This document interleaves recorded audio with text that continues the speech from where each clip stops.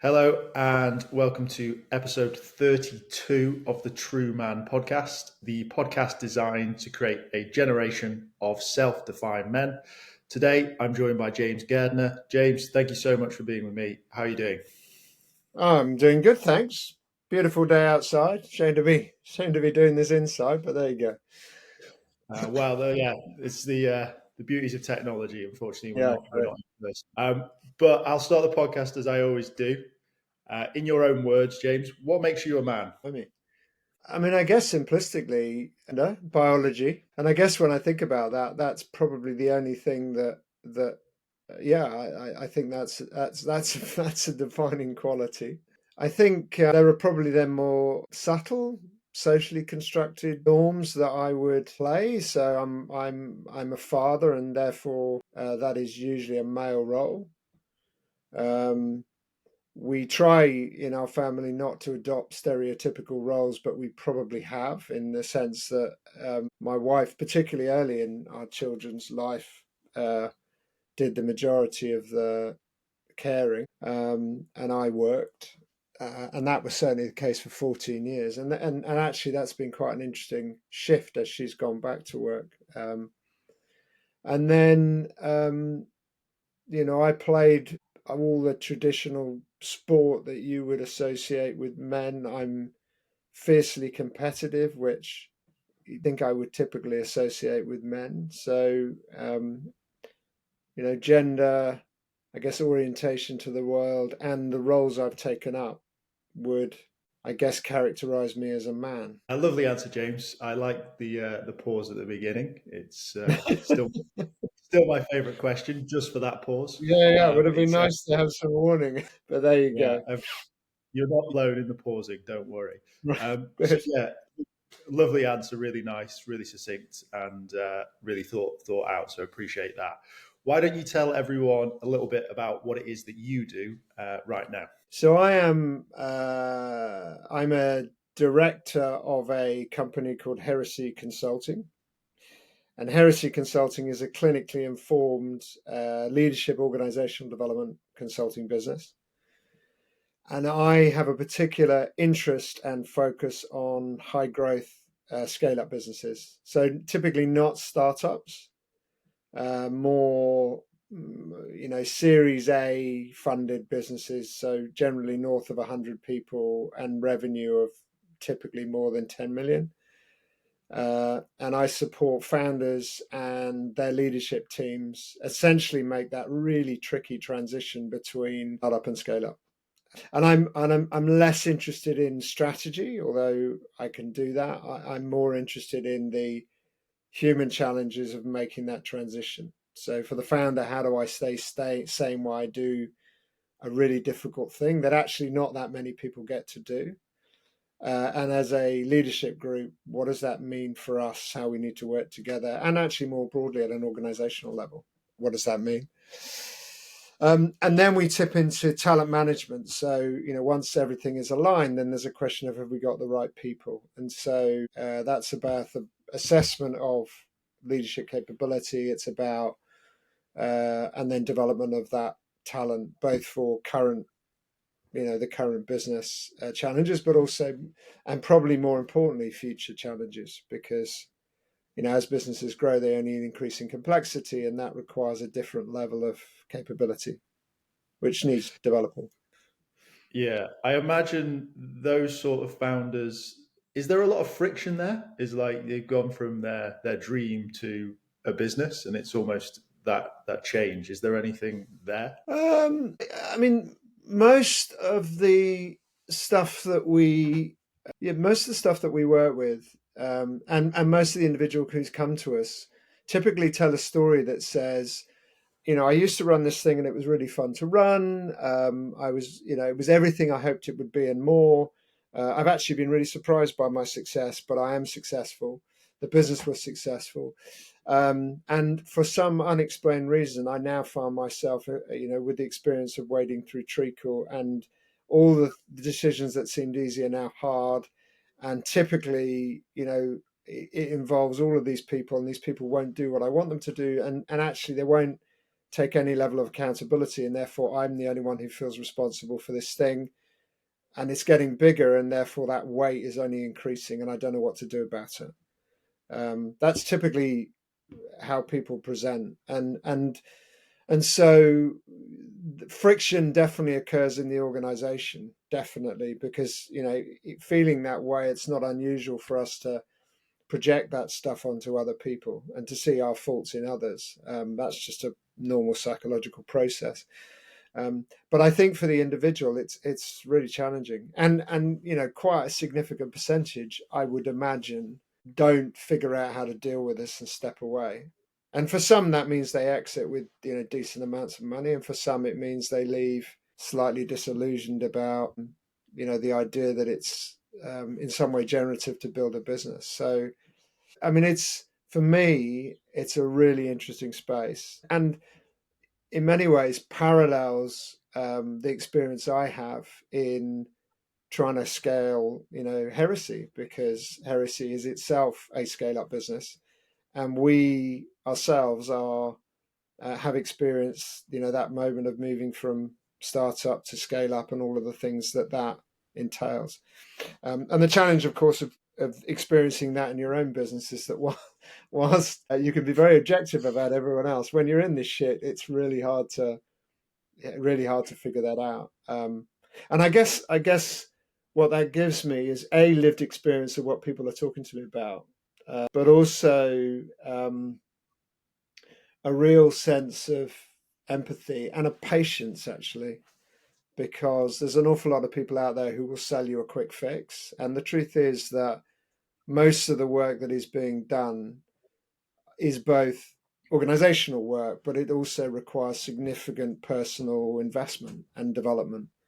And I think this is very relevant for your work. There's a point, a strong connection often between an individual whose business is transitioning and an individual who is going through their own life stage transition. Typically, the ages that I'm working with people, midlife, which is probably, well, certainly in adult life, is the most significant transition that we'll work through.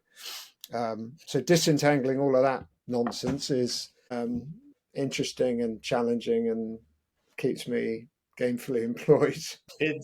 For me, it's a really interesting space because you touched on it yourself. It's like your business is going through it yourself, and like that's sort of where I start to see businesses that I've done in the past, maybe where some of them I've sort of failed because I've not allowed that conversation to be had.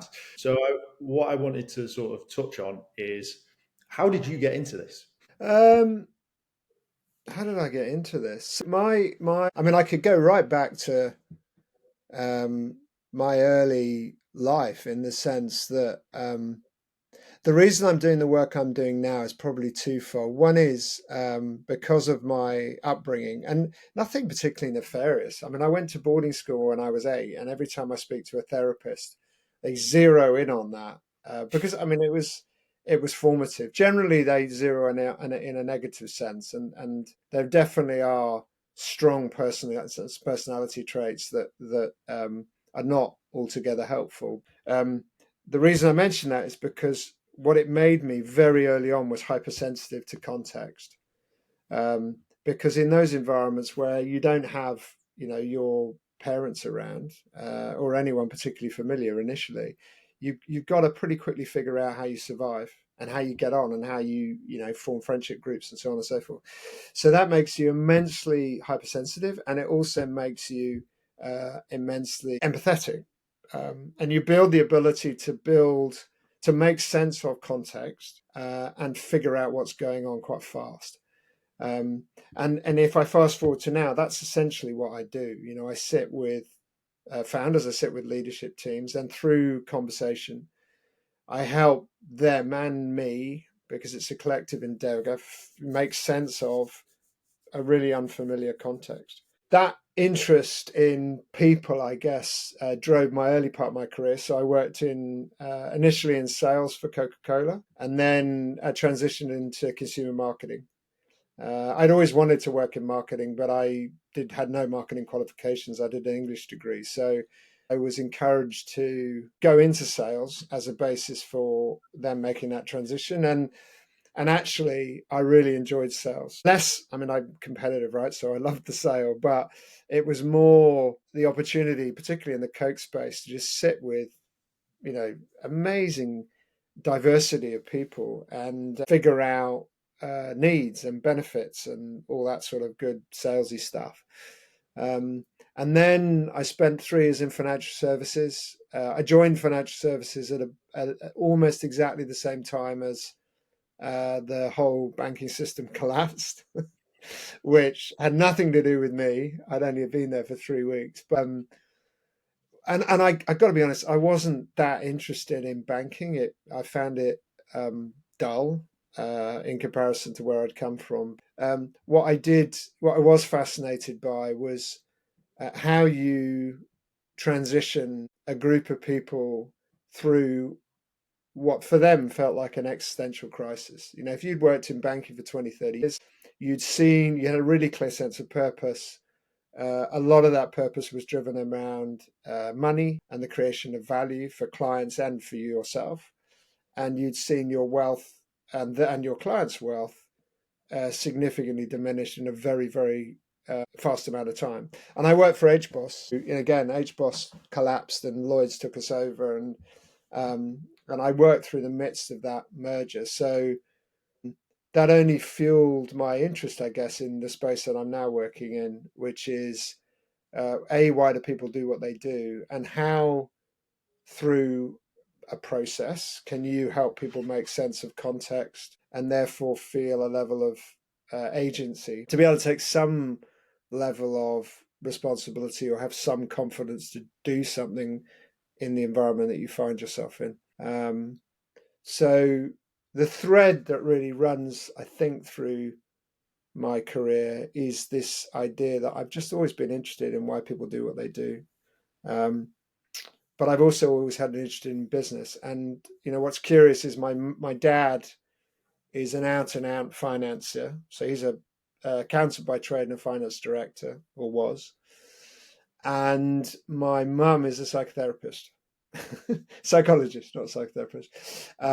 And so I've always had those sort of competing tensions, and I find myself now building a business around clinical practice. So that kind of makes sense. Why people do what they do is a good sentence. I think that summed it all up nicely.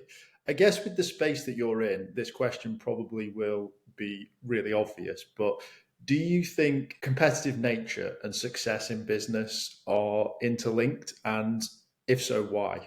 I think, like anything, it's not an either or.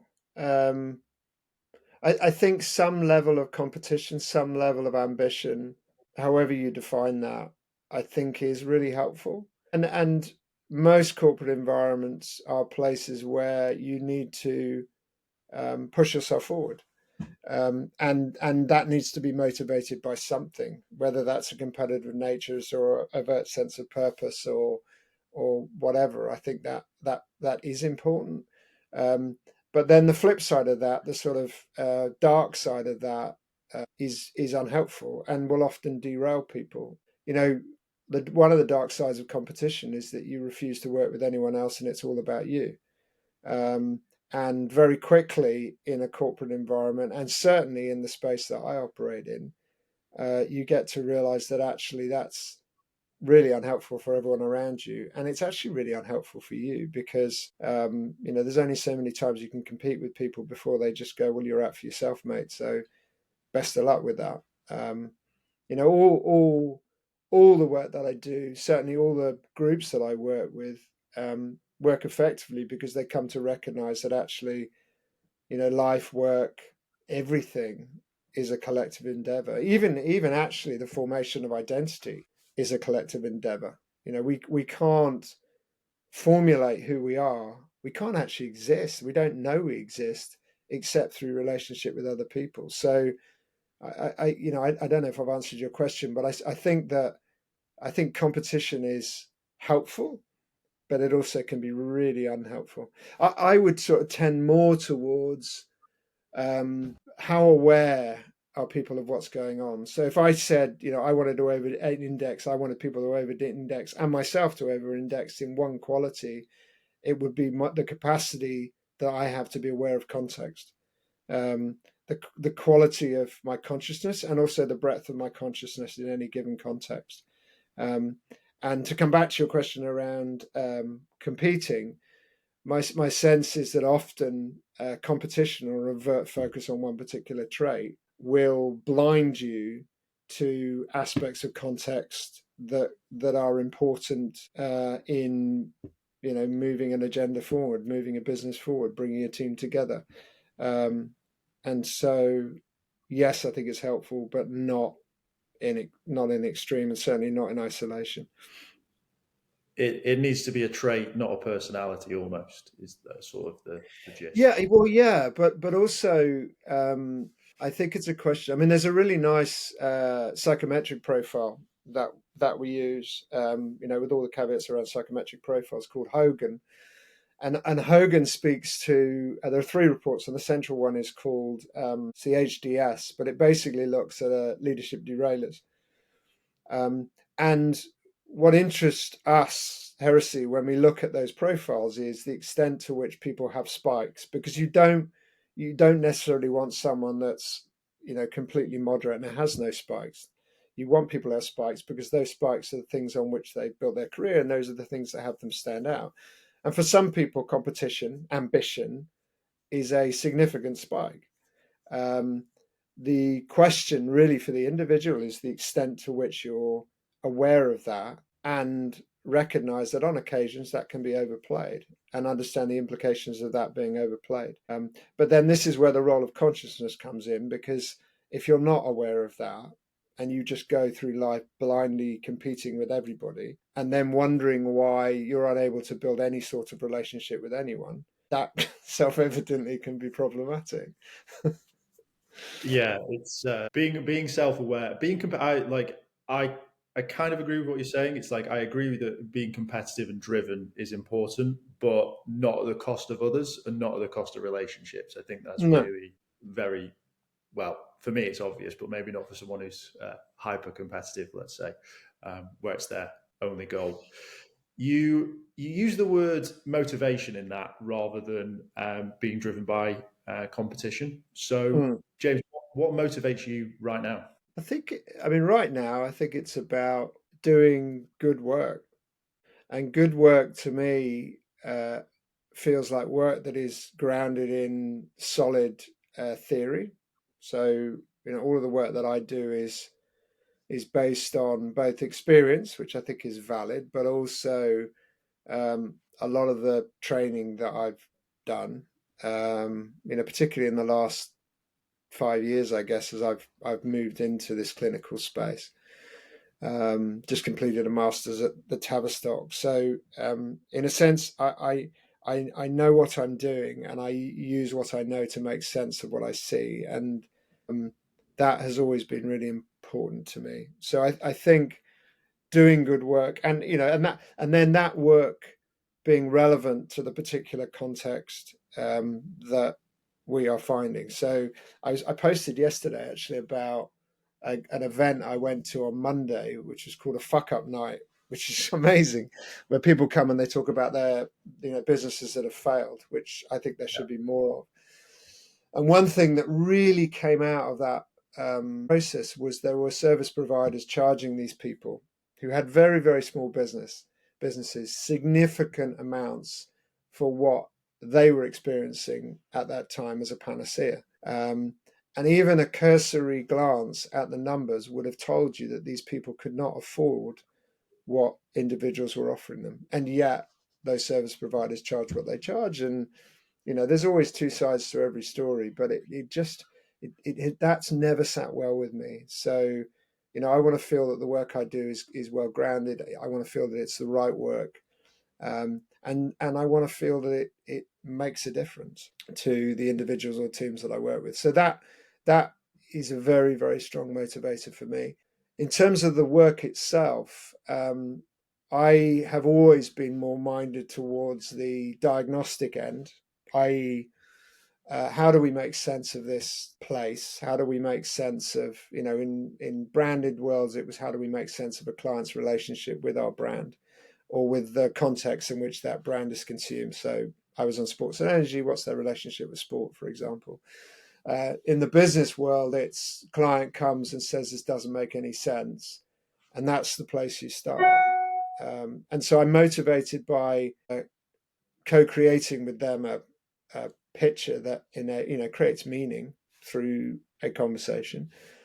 I'm less motivated then by and so what would this mean?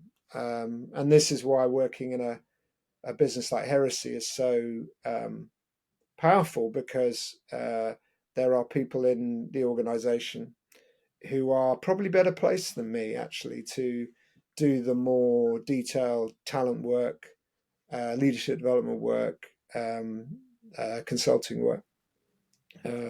My really happy place is when I'm sat in a context that to me and to the client makes absolutely no sense at all, and using what I know and the conversations that we're able to have to increase our level of understanding, build a model, that a hypothesis based thing, because you can never be sure, but a hypothesis that enables somebody to do something. So yeah, that's what I'm. And I guess the other thing I'd say about that is, invariably and inconveniently from a business standpoint, often awareness is all that you need. Like, if you're able to increase your level of consciousness, often the solution to your problem becomes obvious. And most of the clients that I work with, I'd say all the clients, are incredibly capable people. And once you have a picture that makes sense, then they are just imbued with confidence to do stuff. So actually, there are many occasions where they just don't need you anymore. And commercially, that's rubbish. But from my perspective, I think that's perfect, because I don't want to build up collusive relationships. I don't want to, in many ways, denigrate other people's agency. Quite the opposite, actually. It's a nice way of doing it, though. I think there's a PT out there called James Smith. I don't know if you stumbled across him. He said basically, you should be getting rid of me. You shouldn't need me forever. You should use me for a period of time, and then I'm not needed anymore. If I've done my job well, you shouldn't need me anymore. Having that dependence on a service as a business is probably the same. It's like, if you're constantly doing it, then why are you doing it? How is it helping? And those sort of thought processes. So I mean, if you're in the business of individual development, if you're in the business of personal development, of states making, of really building agency in other individuals, then I would completely agree with that.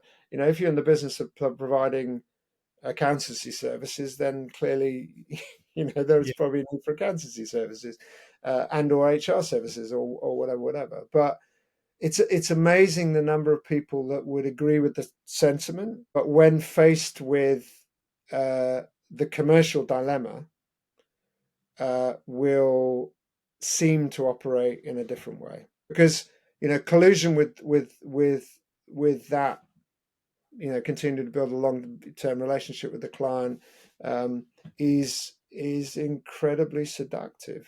Particularly where you start to put money on the table, and I would imagine, particularly at the moment, given the economic circumstances we find ourselves in, given the dearth of coaching and consulting on offer in the marketplace, it is very tempting when you are in a client relationship to want to find a way to perpetuate that relationship.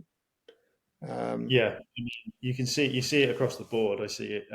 There's a dating called Hinge that its tagline is "made to be deleted," but its business model is a subscription. No, that's funny. We could go into, so there's a really interesting psychology around that, about what you say your task is, and what your behavior suggests, your phenomenology says about the thing that you're engaged in, and why that might be. So they would be a lovely company to work for. Well, I think they're scaling, so reach out. No, good. Yeah, no, I will. Yeah. So one of the things that you talk about a lot is consciousness and self-awareness, and sort of connecting with that. Can you go into a little bit more detail of that so people could maybe get a bit of an understanding of what you actually mean by it?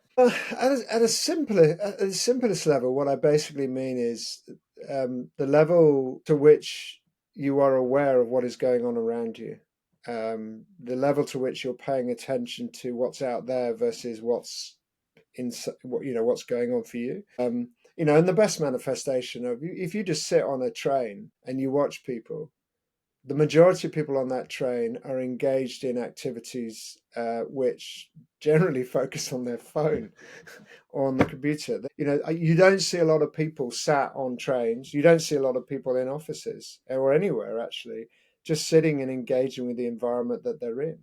And that then is mirrored in the way that people exist in life and in business and in family and so on and so forth. So for me, it's the extent to which you are able to metaphorically stand back, sometimes do stand back, reflect, but actually take a moment to just ask yourself the question, what's really going on here? And I guess, I would suggest, of course I would, because, I'm clinically informed, that some of what's going on here is happening below the surface, below the level of consciousness. So I would make a distinction between what is conscious, manifest, I can see it physically, it exists in front of me, and what is unconscious and latent, and about which ultimately we will never know the truth of what sits in the unconscious, because if we did, it wouldn't be unconscious. But we can build hypotheses based on what we're seeing. So your organization who say we want to do this thing and have a subscription, we might infer from that there's something interesting going on below the surface in that organization, and build some hypotheses about what that might be. And then what we might do is think about what would be the implications of those hypotheses. How might that play out? So when I talk about consciousness, what I'm basically inviting people to do is ask themselves that question, which is, what's really going on here? And think about that from a conscious perspective. So in an organization, I'd be looking at roles, structure, systems and power and authority, decision-making, scorecards, blah, blah, blah, all that, strategy, all that sort of stuff. But then what I'd also be thinking about is, what is some of the psychodynamics, the dynamics of the psyche? What's going on below the surface of this organization that might explain the way that this organization has been constructed? And there's an interesting parallel there again with founders and organizations, because invariably what you'll discover is that the psychology of the founder is mirrored in the organization.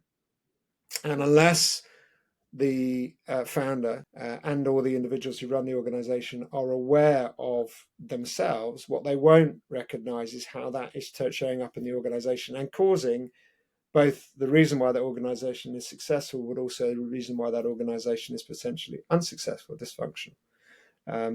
So I guess when I talk about consciousness, what I'm inviting people to do is to take that step back in reality or metaphorically and ask themselves, what's really going on here? And I guess, the advantage that I have with the training that I've had is I have a series of frames that enable me to make sense of that. And hopefully, and this is the big challenge always for me, is find a way to communicate that in a way that doesn't sound mental or obtuse or annoyingly theoretical and academic. And actually, I don't even think you need that. If you can sit in a coffee shop off your phone and just observe the people around you, and construct hypotheses, stories, narratives about who are they, what they're about, what they're up to, why they just spoke to the barista in the way that they spoke to them, how they articulate that name and what that means, how that means they feel about themselves and their name and their relationship with other people. I find this stuff fascinating, a bit weird, maybe a bit voyeuristic, but I think it builds a capacity to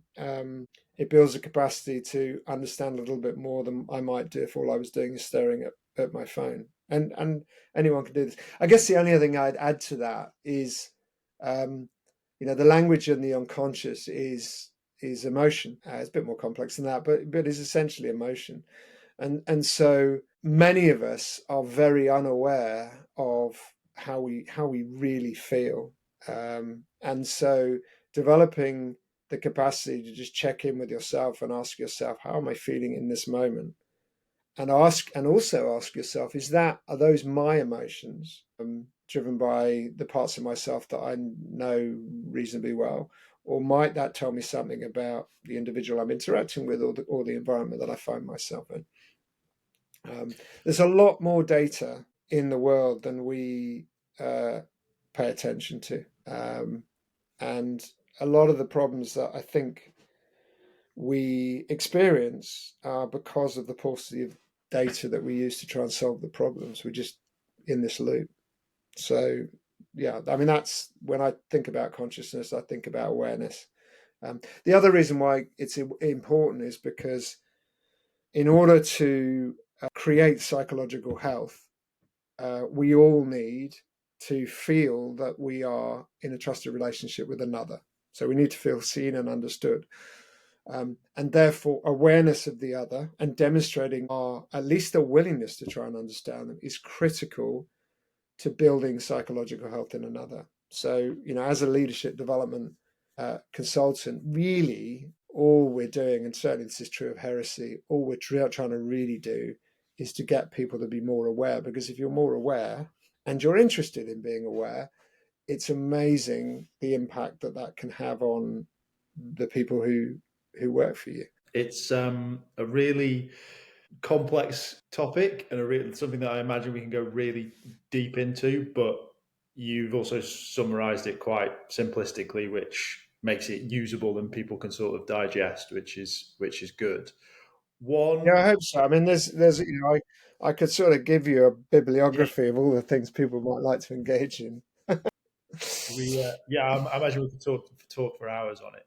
One thing that I want to touch on is earlier on you mentioned about sort of like a change in something. So whether that's, let's call it a midlife crisis, or maybe in sort of examples for yourself, it's a growing business, or they may have raised Series A or beyond, and that's sort of like a big point in their life or their career.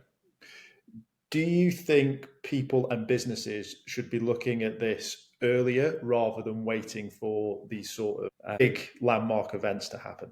Yes, as a general rule. I think that's particularly true of the stuff that takes time. So developing an individual's capacity to deal with a greater level of complexity, or a group of people's capacity to deal with a greater level of complexity, I don't think you can start early enough.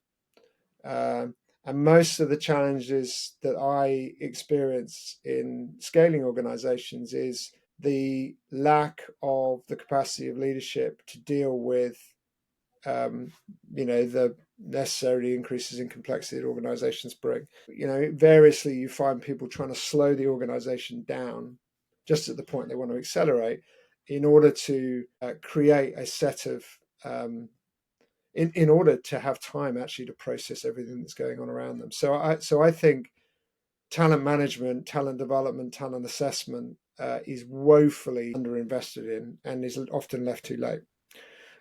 Now, there's a reality in that, which is, in a startup business, it's all hands to the pump. It's about, dealing with the sense of existential crisis, and frankly, most of their time needs to be invested in making sure the business survives. Arriving at product market fit, and then basically selling the ass off the thing that you're trying to breathe life into. But I still think that being said, organizations get to this point in a moment of crisis, i.e., when they find the organization slowing down and procrastination and blah, blah, blah. And so, yeah, definitely, we can always do that early. That said, there are things that you just cannot preempt. And indeed, if you think about midlife transition, and again, James Hollis talks about this a lot. He talks about the privilege of suffering enough, which is that all of us needs to suffer to some degree in order to create the impetus to shift. And actually, until we're at a point where we've suffered enough, we won't shift, because we're really good at being who we are up to that point. And therefore, even if we are suffering, what we'll typically do is just repeat patterns, but repeat them harder and faster and more consistently, until such point as we realize actually they're not working for us. And there's a real strong parallel, because they're all human beings, between that experience, the midlife experience, which I myself have experienced, and people who are growing business. But you do at some point get to a point where this is, I'm fed up with this, and then it's either a question of walk away or do something different. And I don't think, there's I don't think you can preempt that. There are, the interesting moment for me is often where a leader, a CEO or founder or someone has come to us and said, look, I have this frozen middle issue where, I'm amazing, but all my people are shit. And, and that's really true. But you take that at face value and you go, okay, fine. So we'll work with this group to help them understand what's going on, build some level of agency. But what you do need to know is they will move. And that will invariably be problematic for you, because what that will mean is you will have to do something different. And my experience is that every single person will say, yeah, no, I'm up for that.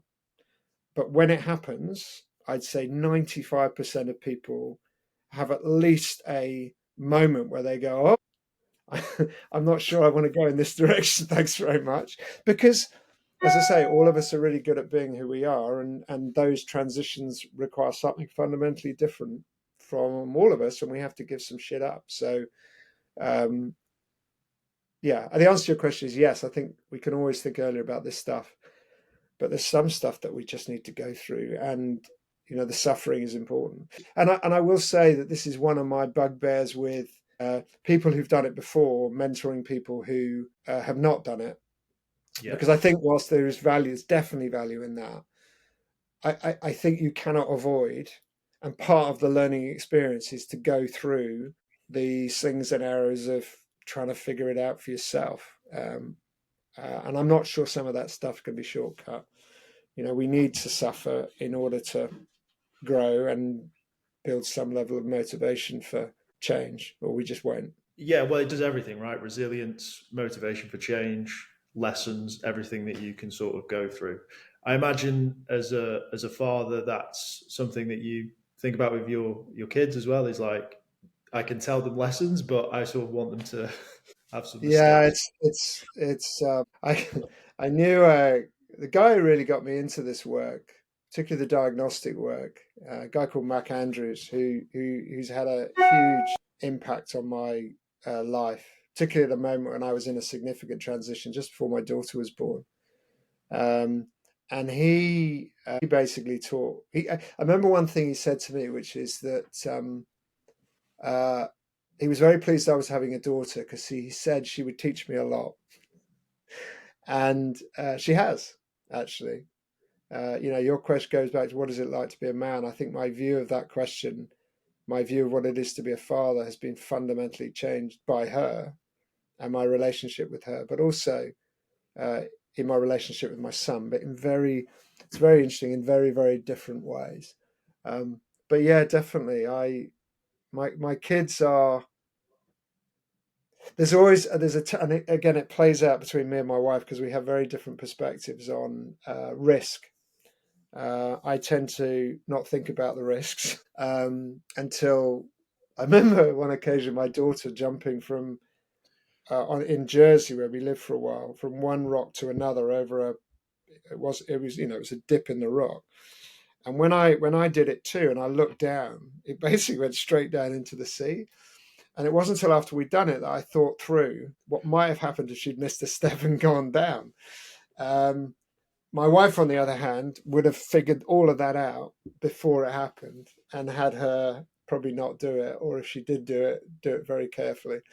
And so, I think what that provides the kids with is a really nice balance between, get on with life and don't worry too much about stuff. And I think a very important thing, which is pay attention to stuff that might do you damage. And I hope that they're only passing through a relationship with us. I hope that in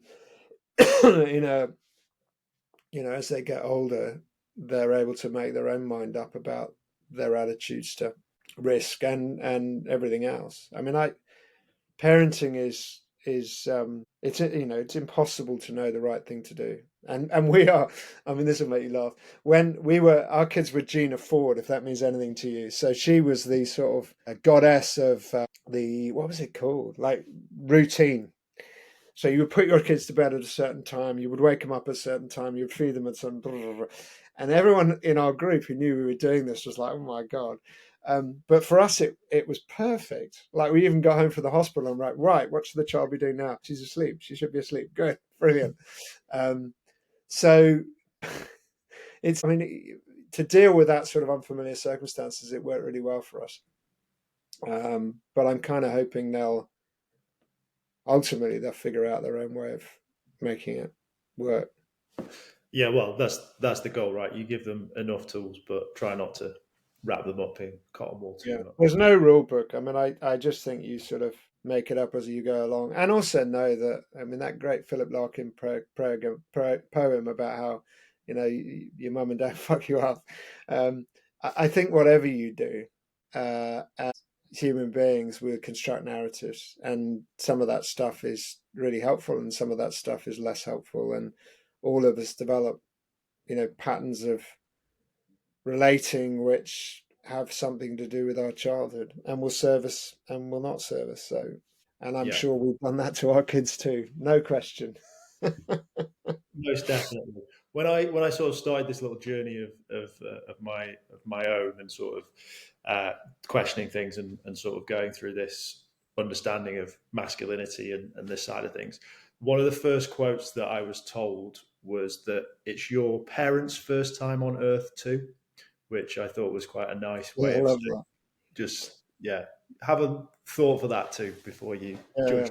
Well, funny enough, I did tell my daughter once when she was going through a particularly critical period, like everything we did was rubbish, and I said to her, "You do know we're making this up as we go along." And I'm not sure it was entirely helpful because I don't think she'd thought about it up to that point. And then it was like, oh, you really don't know what you're doing, do you? Again, I think that's true of life, though, and this brings me back to my thing about awareness, which is the extent to which you're aware of the choices you're making and the implications of those choices. I don't think it makes us any better parents, to be honest, but maybe it does.